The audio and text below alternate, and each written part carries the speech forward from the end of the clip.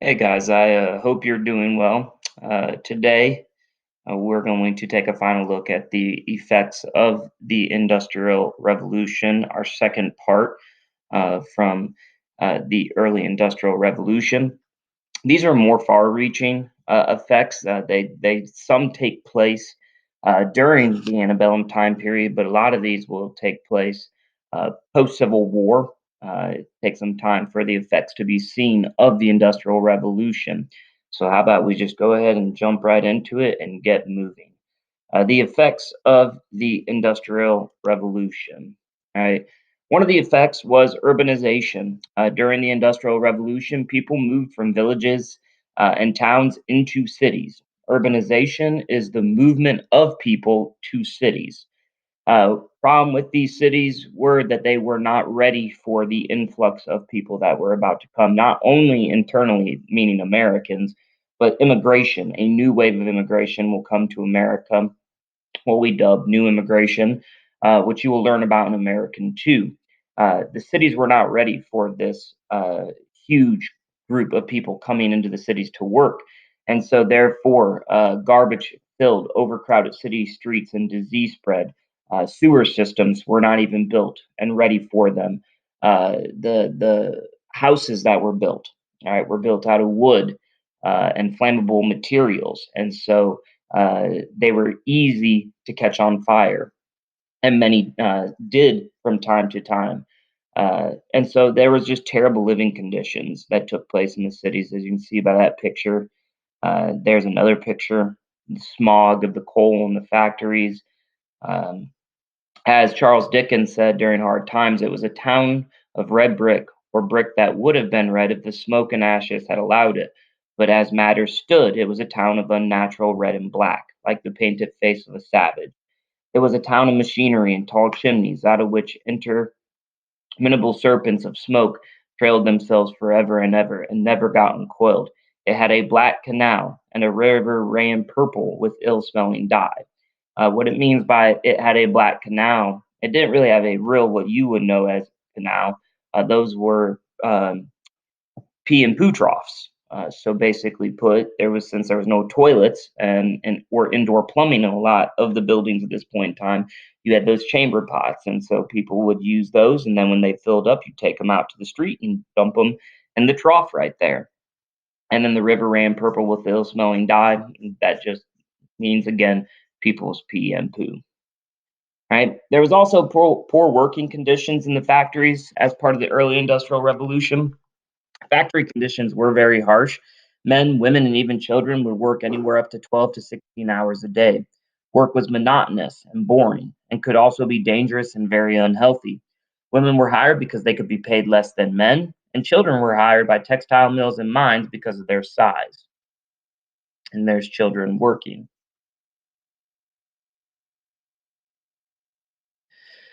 Another effect of the Industrial Revolution was a brand new class structure that would be developed. What you very commonly know today, because well, it's still in effect today, is the four classes. Right, you have the upper class, which are the rich and the industrial business owners.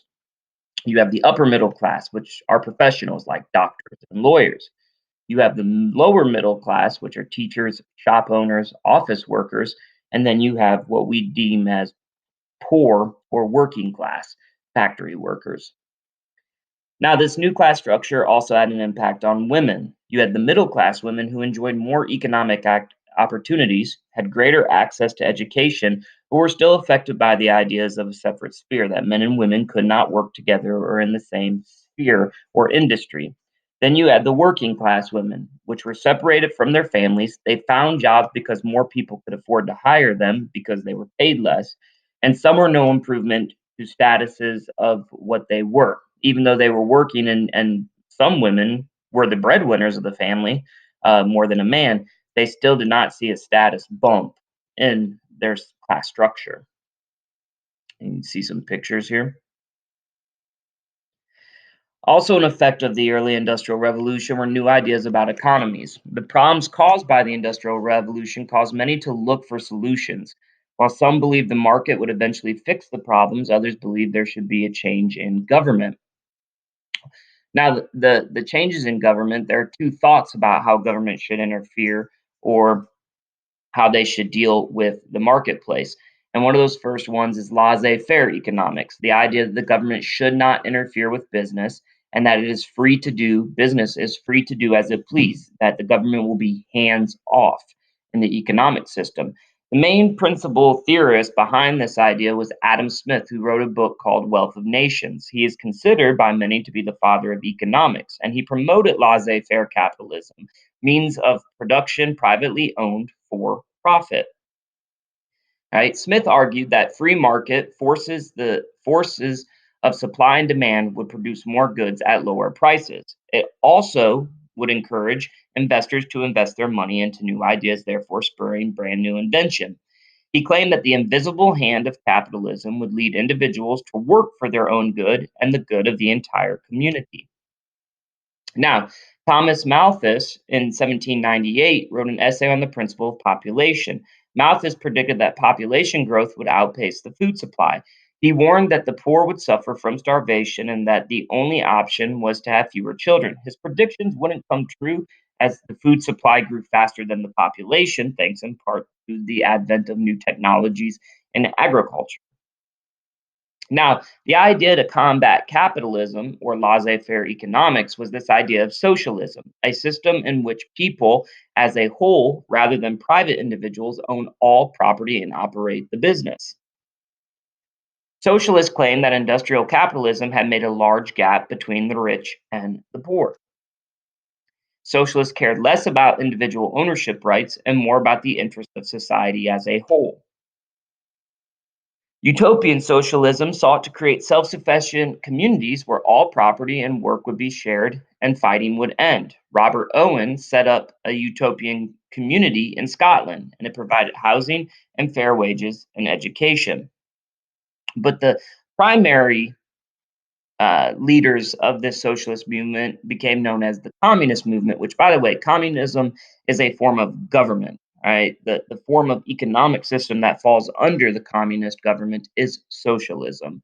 And so, this idea of a government intervention, and this is known as communism, and this was created by two Englishmen by the names of Karl Marx and Frederick Engels, and they promoted the scientific socialism in their work, The Communist Manifesto.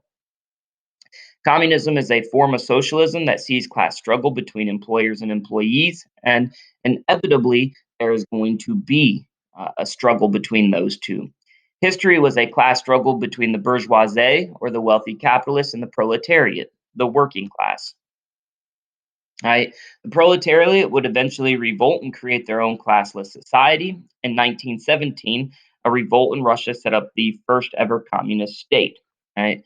So these are just some of the effects of the early Industrial Revolution and even the later Industrial Revolution post Civil War.